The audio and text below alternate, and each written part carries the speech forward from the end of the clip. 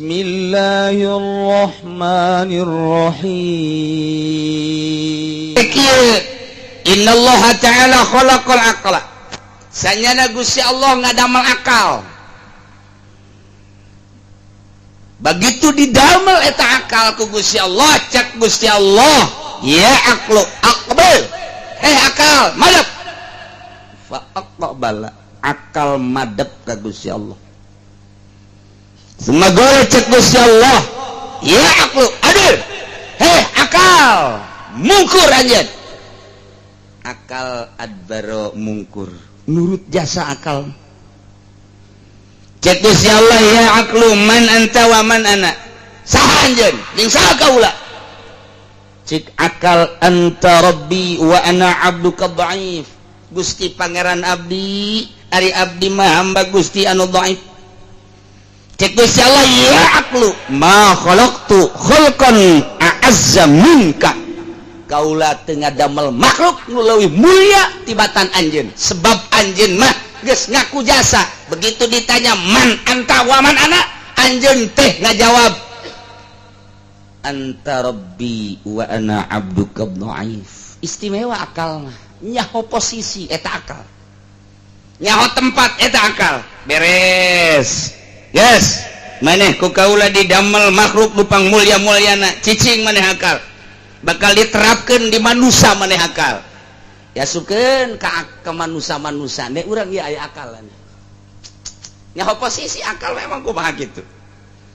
Akal nu sampurna teh nyaho posisi, kumaha nyaho posisina? Mun kopiah dipake di luhur ku akal kan. Sapatu dipake di sabdi dieu di handap. Hiji waktu sapatu dikahulukeun. Kopiah dikasukukeun akalan.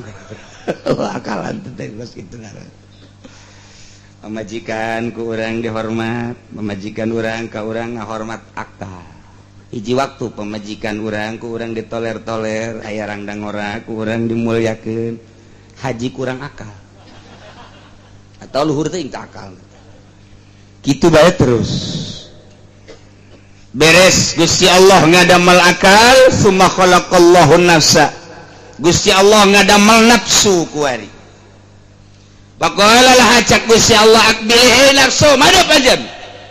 Falam tujib. Begitu digerokeun nafsu tali akbil ka dieu maneh. Ka dieu menghadap, tetep bae nafsu ngabuageun bae. Ngabuageun. Kita bahasa hebat ngabuageun. Geus pohara jasa teh ngabageun, jadi gabageun batu geus teu robah saeutik-eutik acan. Atuh cicing bae. Masyaallah. Sumagala laha tuluy ngomong deui Gusti Allah, nafsu tali ka dieu tetep bae falam tujib ngabuageun bandel teu daek madep ka Gusti Allah jeung teu daek nembalan-nembalan aja. Gila nafsu. Ada satu mana di dinya bae tapi ditanya cek Gusti Allah, sumagala laha man anta wa man ana. Nafsu saha anjeun saha kaula? Jawab. Faqalat ana wa anta. Itu kula mah kula, Gusti mah Gusti. Eta kakarak dijieun we geus kos kitu nafsu tah. Geus babagi jeung Gusti Allah teh. Ya Allah, ya Rabbi, iyalah nafsu. Laman fa'adzabaha binari jahannama mi'ata sanatin, lantaran kakarak dijieun ge geus buang kawalah nafsu mah. Ku Gusti Allah langsung di ka neraka jahanamkeun 100 tahun digodog ka nafsu teh. Digolotrokeun nafsu 100 tahun di neraka jahanam. Geus digodog 100 tahun, summa akhrajaha kakarak dikaluarkeun eta nafsu. Tanya deui ku Gusti Allah, nafsu, man anta wa man ana? Saha anjeun? Saha kaula? Kakarak pajabat sunya ngajawab bari leuleus, Gusti anak-anak wa anta. Geus digodog 100 tahun masih anak-anak wa anta kene bae. Ieu bangka warajasa nafsu mah masyaallah. Pohara jasa teu bisa digodog ku seuneu. Nah, cek Gusti Allah coba dek dilunakeun ieu nafsu teh ye. Summa ja'alaha finaril jumi atas sana. Kuari make seuneu lapar nafsu digodog make seunina lain nari jahanam tapi make nari leju kena lapar. Ieu diulah itu diulah ieu diulah itu diulah ieu dipegung diantepkeun nafsu teh kena mandiri sorangan bae kakarak eta nafsu ngolemprah geus cicing bae tungkul bae ta nafsu tadina mah tanggah bae anak-anak wantah eta nafsu tanggah bae barang di laparan dibere dahar henteu dibere nginum henteu nafsu ya wewe dibelokeun ku Gusti Allah cicing bae maneh mah maneh bae nafsu coba jadi kahayang teh aku ari dipuasakeun ku ari kahayang teh diturutkeun kakarak ditanya ku Gusti ya nafsu man anta wa manana saha anjeun saha kaula kakarak fa aqarat cek nafsu inni abduka wa antar rabbu kaulah hamba Gusti pangeran cek Allah teh orenganan maneh mah supaya ngaku ka aing pangeran teh oreng kudu dikosongan beuteung sia nafsu geus atuh ku ari mah kieu bae lah wajaballahu alaihi wasallam bisabab dzalik manusia ku aing deuk dititah puasa supaya lunak nafsu nu aya di diri manusia. Itulah numantak urang titah puasa teh aya nafsu geus di jero puasa ieu nafsu urang teh ulah dikepar bae lempang deuleu bonteng suri geus ngalirik we aduh ieu nafsu teh aya nafsu atuh nafsuna teh rek hareup ka Gusti Allah di mana-mana buka nya bonteng suri nya kopi nya teh manis nya susu atuh begitu tarawih teh daek menghadap kereknya natu taraweh nage milihannya nanu 11 di mana oi taraweh nu 11 di mana tuh di masjid itu yuk urang ka ditu lah dinya mah 23 pape neangan nu 13 neangan nu 11 barang datang ka ditu geussan geus alhamdulillah nafsu gara-gara bonteng suri tah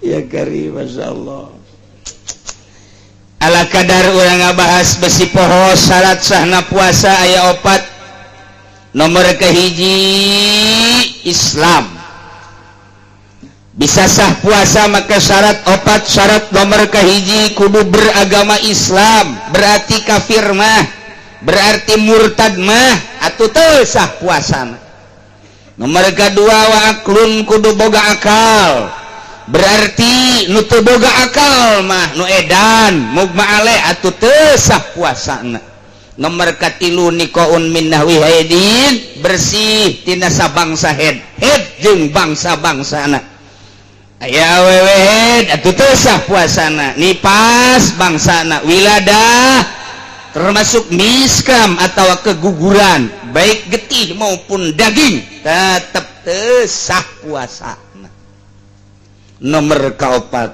wa ilmun yakudul waktu gobilan lissaum nyaho bahwa waktu teh narima kana dipuasaan nyaho kana waktuna bahwa eta waktu teh geus asup kana waktu puasa lain waktu lebaran lain aya mutasyrek jeung lain waktu-waktu nu dilarang puasa na eta kudu nyaho ketentuan puasana kitulah syarat sahna puasa kahiji nomor kadua dek dicaritakeun teh syarat wajibna puasa kewajiban puasa ngambogaan syarat aya 5 nomor kahiji Islam kewajiban bagi jelema nu beragama Islam puasa lantaran geus memenuhi persyaratan nomor kedua taklif mukallaf lamun tadi nomor kahiji Islam berarti nu teu Islam kafir atau teu sah murtad wajib puasa ngan lantaran nyana kahalangan ku murtad berarti teu sah ari kawajiban maka wajiban jelema murtad puasa ngan teu sah lantaran nyana kaluar ti agama Islam nomor kedua na taklif kudu mukallaf berarti kudu balik kudu boga akal teu sah jelema edan puasa teu sah mugma aleh puasa teu sah jelema mabuk puasa teu sah teu kawajiban puasa lantaran manehanana henteu kataklif. Nomor katilu ieu tokoh kudu kuat, jelema nu teu kuat puasa atuh teu kawajiban puasa. Aya aki-aki umurna geus 90 tahun geus teu kuateun puasa atuh teu kudu puasa. Nini umurna geus 100 tahun teu kuateun nyaona puasa teu kudu puasa. Teu kudu puasa ke urang atur.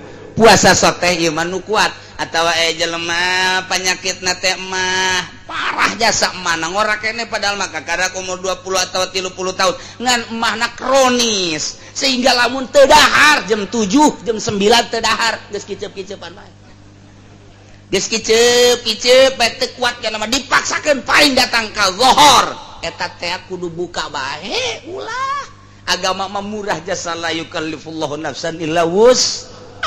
Gampang jasa bagi jelema nu teu kuateun puasa duulah. Ieu mah jan dititah puasa teh nu kuat. Nomor kaopatna sehat ulah gering. Lamun gering atuh teu kudu puasa, kudu sehat awak teh. Ngan geringna kabagi. Aya gering anu kudu puasa bae, aya gering anu makruh puasa, aya gering anu haram puasa. Aya gering makruh puasa jelema gering-geringna kira-kira geus dimenangkeun kana tayamum ngan ai puasa mah kuat mun puasa makruh. Aya jelema gering lamun puasa manehanana teh bakal paeh haram puasana. Aya jelema teu meunang sanajan gering teu meunang buka rieut hulu doang. Kunaon sia eta buka puyeng aing. Cek kiai ge cenah aya muriang mah teu kudu puasa. Ngomong naon suro. Muriang kos siapa tuh mun dimenangkeun bo budak. Ati babararuka kabeh. Tah eta jadi aya ukuran-ukuranana. Nomor kalima iqamah henteu ka mamana cicing di imah. Ai musafir mah berarti meunang buka. Tuh. Selanjutnya rukun puasa ayat 3 hiji niatun lailan likulli yaumin fil fardi niat unggal peuting dina fardu urang puasa Ramadan fardu tah niatna kudu unggal peuting niatna di papatahan urang ku Syekh Nawawi ki niat teh paling rendah aqallun niat fi Ramadan nawaitu soma godan min Ramadan cukup sakit atau nawaitu soma godin min Ramadan jadi tak sakitu tah hayang sampurna abdi mah mama mun hayang sampurna kieu cek Nawawi tanara nawaitu soma godin an adai fardhi syahri Ramadan hadhihi sanati lillahi ta'ala eta lah nu sok urang dipake sakali deui niatna nawaitu soma ghadin an adai fardhi syahri ramadhani macana ramadhani hadhihi sanati lillahi ta'ala aya nu perebut ulah ramadhani teh mah ramadhana aya alif laman henteu aing mah deuk ramadhani bae sia ramadhana henteu aing mah deuk ramadhani bae cak aing ramadhana ribut ramadhana jeung ramadhani geus ulah puasa lah sakieu rebut Ramadan aja ke Ramadhani. Satu nu bagus batu sia Ramadan aing Ramadhani atuh. Aing mah ngaji di Cilongok Ramadhani. Sia kunaon mantak Ramadhani? Mantak Ramadhani mah kieu pardi didapatkeun kana Ramadhani didapatkeun kana syahri didapatkeun kana isim isyarah. Geus cek dina alfiahna ge, cek dina alfiahna lamun guer munsorib didapatkeun atuh jadi munsorib kitu teh mantak aing mah deuk Ramadhani bae oh kitu nya sia Ramadhana naon aing mah ti dituna bae Ramadhana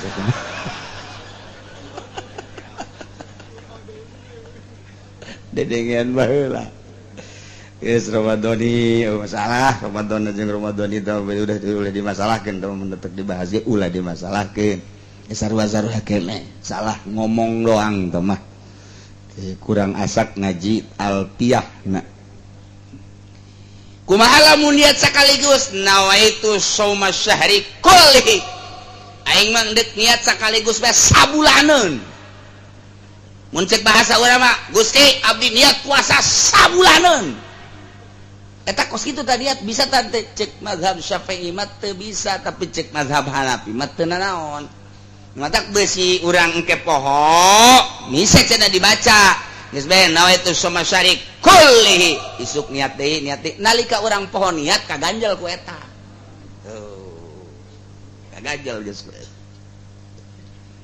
niat teh sing ada tipeting ti mimiti suruh panon poe ane magrib datang ka fajar eta waktu niat ai niat di mana tempatna golbu niatna dina hate aya teh sungut eta mah sungut mah sakadar jang tajaruk narik doang supaya bahwa hate teh niat dikedalkeun sunah hukumna cek ulama acenah ieu mah moal disungut ada di hate masalah daripada sungut doang hate henteu terjadi tapi lamun hate doang sungut henteu masalah nu bagus mah nya sungut nya hate geus kulantaran di kolbu niat mah atuh bebas-bebas bae urang keur salat Isya Allahu Akbar ngamakmum ye lantaran nungguan imamna angel babacaanana ngalamun angel si imam di obong-obong kori teh ya aduh nyada bari kieu bae lah aing niat bae lah di jero hate eta teh nawaitu sumogodina daripada jadi di jero salat niat jadi ngan paling disenserikeun ku Gusti Allah masalah sih masalah teh emang karang itu ieu urang mah atawa keur kieu bae di hareupeun imah je niat di jero hate bae keur diuk jadi bae eta bari ngedeng ge can niat bari ngedeng jero hate bae beres atawa bantes tarawih ngopi terus ceklat bae ka pamajikan ka pamajikan pas dek anggeuskeun inget ka niat nya teh ji aing can niat daripada engke mantes jima aja sok hees mendingan niat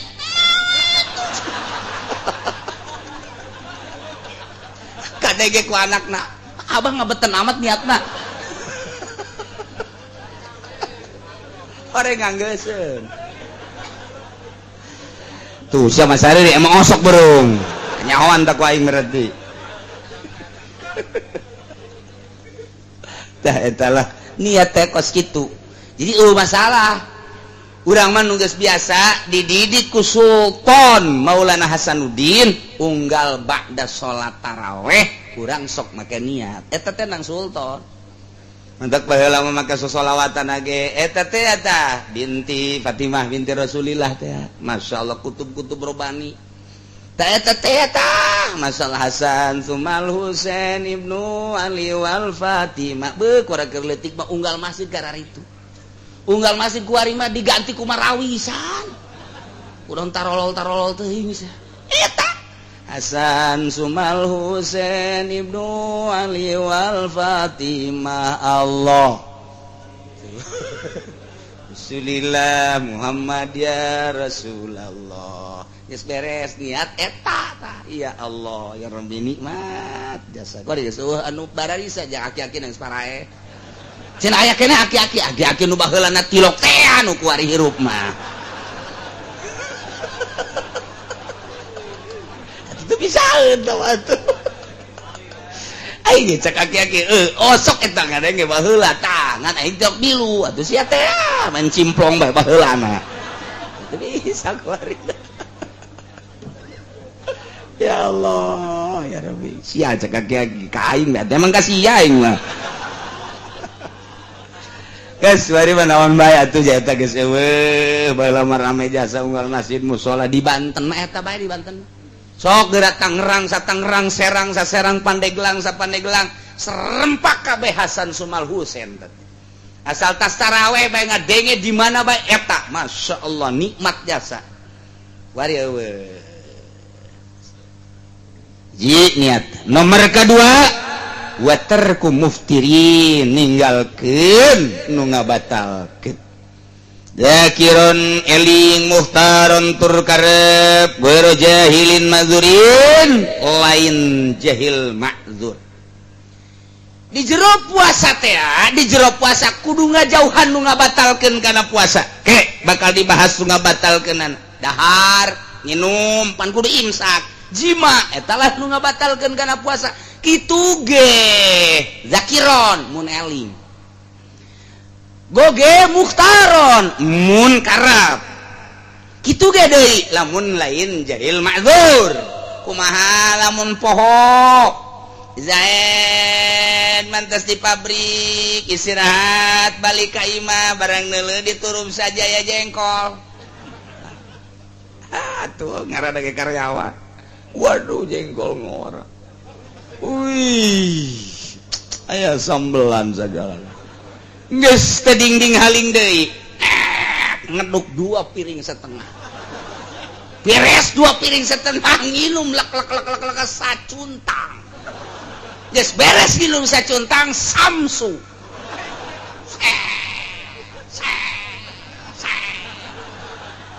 Geus beak datang ke merek-merekna. Kakarak inget aing keur puasa ieu. Tah kumaha tah kos kitu? Geus ulah dimasalahkeun ngadoa ka Gusti, ya Allah ya Rabbi, alhamdulillahirabbil alamin. Anugerah ti Gusti ieu mah. Mudah-mudahan isu poho deui Gusti.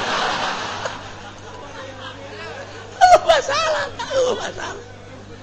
Teu batal teu naon, lantaran lu batal sote mun inget poho mah teu. Asal ulah mempohokeun sorangan. Cek pamajikan keur pohoan padahal mah henteu. Turut teh Allah nu nyaho tah mah kos kitu. Atawa balik ti mamana pamajikan ngongkong teu make calana. Watuh, naik temperaturna. Aya guha di dinya. Ya geus poho bae geus poho. Poho lantaran cak Kangjeng Nabi kene, iza qoma zakar zahaba sulusa. Di mana-mana nangtung zakar hiji lalaki, leungit 2/3 iman. 2/3 akalna. Ai leungit teh geus pohona naon? Sakitu gedena eta pamajikan di bangku bae. Diteu di luhureun gentong. Atuh bisa. Atuh 2/3 leungit mah geus pokona mah hese atuh. Nah 3/3 deui tah akalna teh. Dan nu mantak begitu neuleuh poho. Atuh pan kabawa ku zakar nangtung. Iza qoma zakar di mana nangtung bobogaan lalaki leungit 2/3 akalna. Atuh poho keur puasa ceklak bae. Apa majikanna ngomong henteu deui. Meureun sarwana lah mun ditu mah. Geus beres tah geus beres ka, lain urang keur paruasa. Atuh sia kita tadi ngomong. Gua lagi poho, atuh aing geus ngomong poho aing mah. Ih, Gusti poho. Mudah-mudahan we tuh. Teu batal teh daun. Nu batal pada nu inget ya Allah ya Rabbi. Kitu kene mukhtar karep dewek nyokot sorangan hayang sorangan. Ai kitu mah dipaksa nyana. Dibagudet. Dikieukeun nyana teh eta ku jelema. Dahar sia, tetep embung. Dahar, tetep diasupkeun ka jero. Diwolkeun. Satungtung nyana teu ngarobahkeun sumutna, teu ngarobahkeun sumut teh batal. Tapi lamun hajut tak dikadiekeun, diteureuy. Batal. Neureuyna tak karep sorangan pan neureuy. Lamun kitu mah kieu bae. Keureuy Gusti, henteu aing mah keur puasa. Karaknya nyokot lapangpung di kitu-kitu teh ka jero sorangan kan. Atuh teu batal tah mah. Minuman make cai lek. Teu batal teu naon sanajan loba ge. Tapi lamun nyana geus kabeneran sagana ya.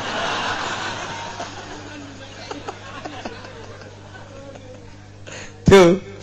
Oge lain anu bodoh mazur mah jelema anyar asup Islam. Orang Medan atau orang tim-tim atau orang bule, orang Amerika, orang Inggris asup Islam puasanya na teu nyahoeun sugan teh mah keur puasa teh ai lapar meunang dahar jauh nyana terus bae dahar makdur lantaran bodoh jelemana kakarak asup Islam kumaha can lamun tatangga urang bodoh teu nyaho sarua bae aya tatangga urang teu nyaho sugan teh mah puasa teh kitu meunang dahar lamun lapar mah nyana dahar bae bodoh teu pernah ngaji tetep bae digenjreng bae kunaon sebab teu makzur teu dihampura deukeut ka pasantren deukeut ka majelis taklim deukeut ka pangajian hingga bodoh pembatalan puasa duraka bae mergatiluna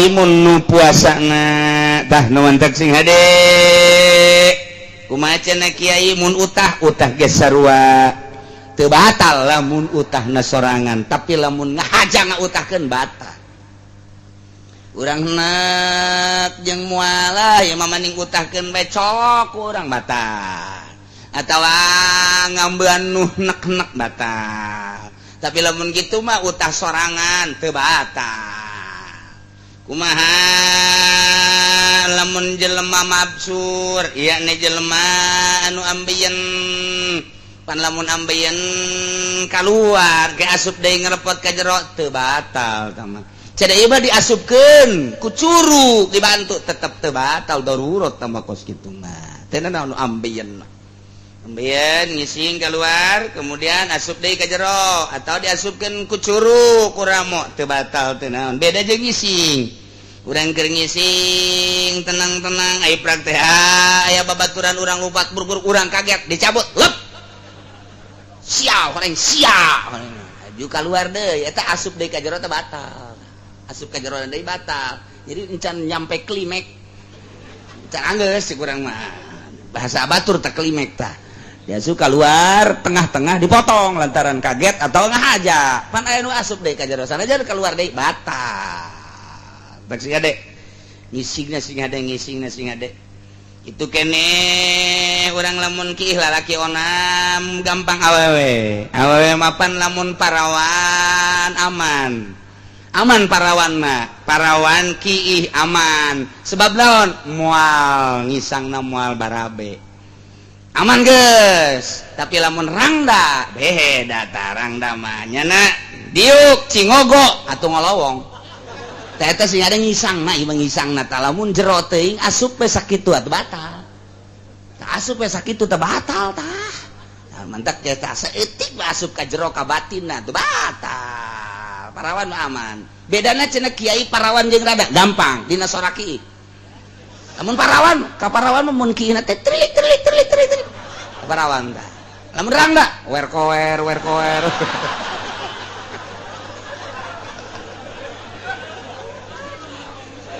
itu macem-macem bae kaki iki beda heran aing mah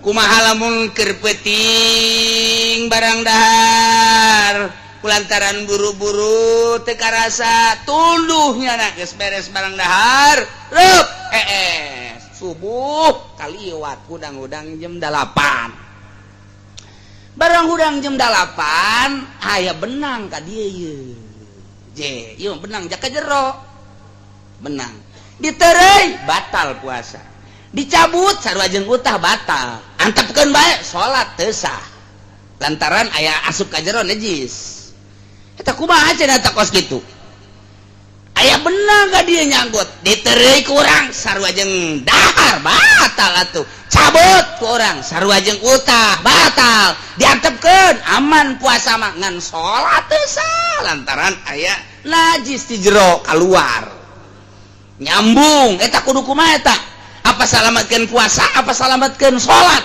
salametkeun salat berarti atuh eta mah deuk diterima enggak batalkeun puasa atau dicabut bae salametkeun salat puasa batal berarti kudu dikoboan kok bisa gitu sih lantaran sanksina deuleu jelema lamun teu salat sangsina bunuh jelema lamun teu puasa sangsina tangkap buih ngan saukur sakitu polsek eta tugasna buih heula di polsek brek ka polsek teh puasa jeung ka polsekna di dinya intelna ge teh teu puasa jeung intel-intelna seser seuna kabeh bae buih bae kabeh teu puasa mah atuh kuari mah lamun teu puasa dibui kabeh polisi abri hampir teu puasa sawareh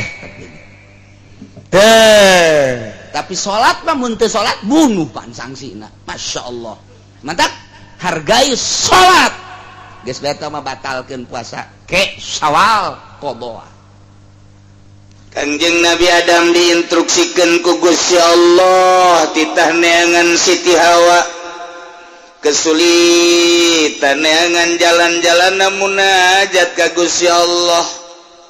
Setelah munajat turun malaikat Jibril nuduhkeun jalan untuk menuju Jiddah. Didinya terus Kangjeng Nabi Adam teh neangan Siti Hawa nati Jiddah teh terus berangkat mengarah ke Mekah. Ternyata ku Gusti Allah dipertemukan di Arafah. Waduh, luar biasa bungahna Kangjeng Nabi Adam kapanggih jeung istri tercinta. Manusia sadunya kakarak dua nu pasini kontrakan nu pasini tanah lantaran nganduaan tamahnya di dunia teh Masya Allah ablag-ablagan canaya sasah tidinya lempang Kangjeng Nabi Adam jeung Siti Hawa ka Musdalifah.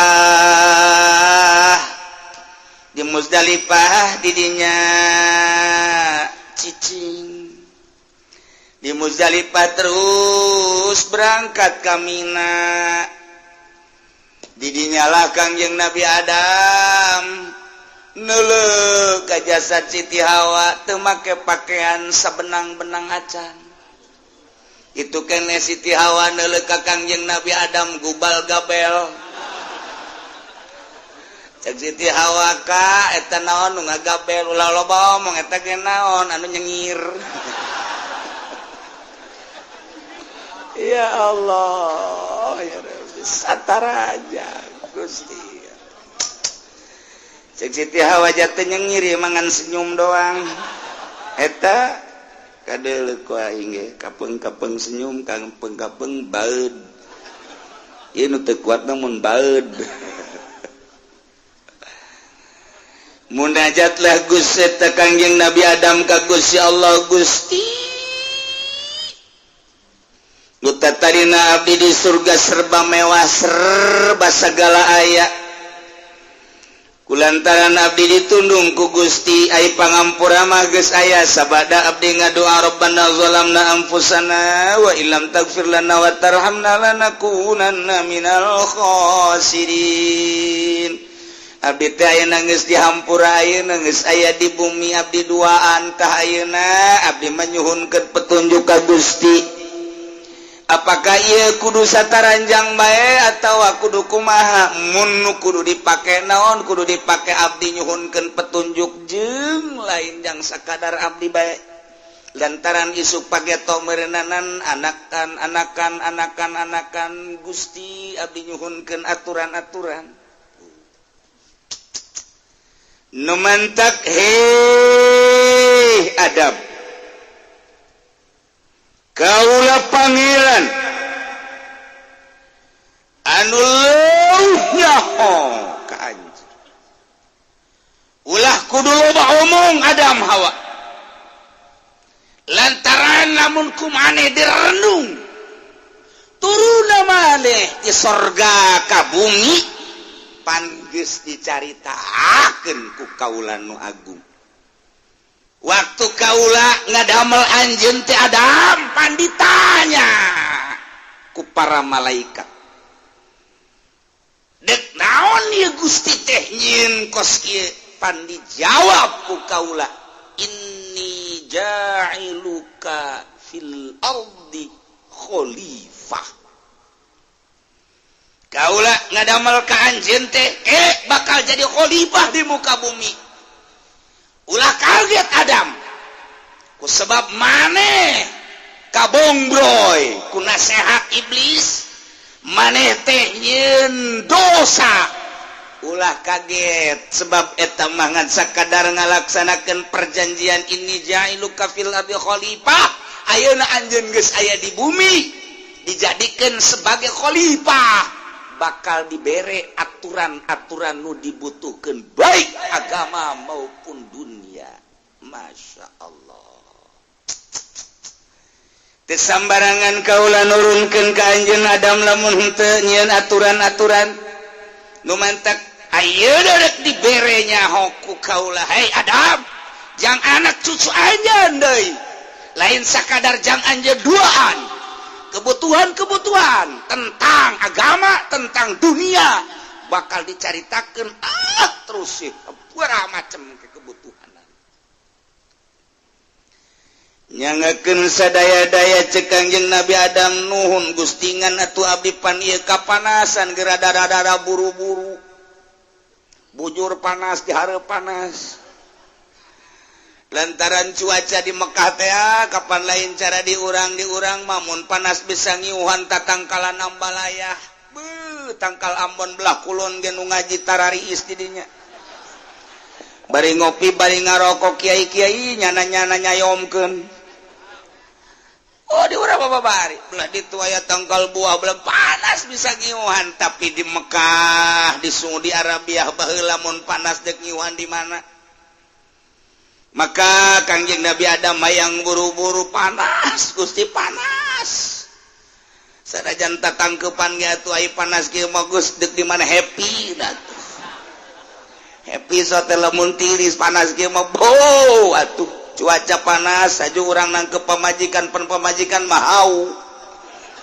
Atuh sarua jeung asup ka hau direrab. Masya Allah. Masya Allah. Nah Adam kaula nu agung ayeuna dek jaritakeun kebutuhan pertama tentang pakaian. Ya bani Adam qad anzalna alaikum libasan yuwari sawatikum warisha. Wallahu a'lamu bimuradihi. Ya bani Adam anu mantak teu khusus ka Kangjeng Nabi Adam tetapi Gusti Allah khitab teh ya bani Adam ka seluruh anak cucu Kangjeng Nabi Adam. Lamun anak cucu Kangjeng Nabi Adam atuh berarti terus ka urang ge, ka urang Cikupa, ka urang Bojong, ka urang Sepatan geus puguh urang Pasar Kemis mah jajana narurut. Teu kudu dicaritakeun di Pasar Kemis mah kadang-kadang nurutna oper. Nah ya bani Adam, anak cucu Adam. Qad anzalna alaikum libas. Nyata, jelas. Yakin. Kaula lu agung geus nurunkeun ka anjeun kabehan. Wahai anak Adam, libasan anggoan pakaian. Gusti Allah tega bahasakeunana qad anzalna make anzalna mah kapan inzal inzal mah kapan turun. Mantak ditafsiran ku Imam Jalal di dieu anzalna teh bi mana khalaqnahu majaz berarti lantaran inzal makan turun di langit berarti lamun ieu teu make majaz anak Adam cak Gusti Allah qad anzalna kaula nyata geus turunkeun wadimor ti luhur ka handap. Wah hambalayah wadimor. Geus turunkeun atlas, gajah depak. Wah hambalayah. Segala lepis, segala BHS, anzal tarurun ti luhur langit ka handap janteu. Dina turunna ge beureun urang pararae. Mantak anzalna bimakna khalaqnahu. Kok Gusti ngabahasakeun anzalna sih? Pan aya anzalna manurunkeun bentukna kadeul inzal biasana hujan dipakekeun kanurunkeun hujan anzalna ieu ge sarua. Artina cek Gusti Allah kaula bakal nyieun pakaian teh nu disababan ku hujan mimiti kaula nurunkeun hujan tina cai hujan ambalayah di bumi teh bakal jarara di segala jajadian ti mimiti teki jukut jeung sajabana datang ka tangkal anu gede bakal jarara di tina jajadian nu disababan ku hujan teh angke bakal aya jajadian anu bisa dipake njieun pakaian buktina kapas jeung berbagai deui kitu tatangkalan nu bisa dijieun pakaian di antara nu paling istimewa adalah kapuk kapas. Di urang mah lain kapuk kapas aya ge kapuk anu luhur teh tangkalna naon tangarana rangdu eta ge bisa ku urang di alan haju dijejal-jejalkeun jadi anggal jadi kasur tiis geunaheun jasangan sing hade tadi jerona sok aju tarareas kana hulu tah kapuk kapas waduh luar biasa produksi dijadikeunlah kapuk tersebut benang tina benang dijadikeunna tenunan jadilah wadimur. Waduh jadi polekat, gajah duduk, gajah depak, gajah lari. Yuh can aya cenah kejieun atuh ku sia.